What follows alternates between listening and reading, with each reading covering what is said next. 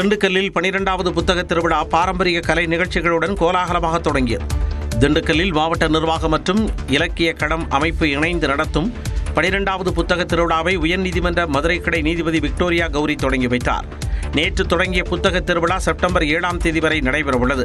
இதற்காக 126 அரங்குகளில் வரலாற்று சிறப்புமிக்க கவிதைகள், கட்டுரைகள், சிறுகதைகள், நாவல்கள் உள்ளிட்ட பிரிவுகளில் ஏராளமான நூல்கள் விற்பனைக்காக வைக்கப்பட்டுள்ளன. இந்த ஆண்டு கிட்டத்தட்ட 1 லட்சம் மாணவ கண்மணிகள், குறிப்பாக பள்ளி மாணவர்கள், அரசு கல்லூரி, அரசு பள்ளி மாணவர்கள் இந்த நிகழ்ச்சிக்கு, இந்த புத்தக கண்காட்சிக்கு வருகை தர இருப்பதாக மாவட்ட ஆட்சியாளர் சொன்னார். அது மிகச்சிறந்த ஏற்பாடு என்று நான் பார்க்கிறேன். திண்டுக்கல் நகரத்தில் உள்ள மாணவர்கள், பெற்றோர்கள், வாசிப்பாளர்கள் அனைவரையும் கவரக்கூடிய விதத்தில் நாங்கள் பிரச்சாரம் செய்திருக்கின்றோம். நிச்சயமாக இந்த புத்தக திருவிழா முத்தாய்ப்பாக, நமது முயற்சிகளுக்கு முத்தாய்ப்பாக அமையும் என்ற நம்பிக்கை இருக்கின்றது. அரங்கின் முகப்பில் பிரமிப்பூட்டும் வகையில் மெகா புத்தக வடிவம் அமைக்கப்பட்டுள்ளது.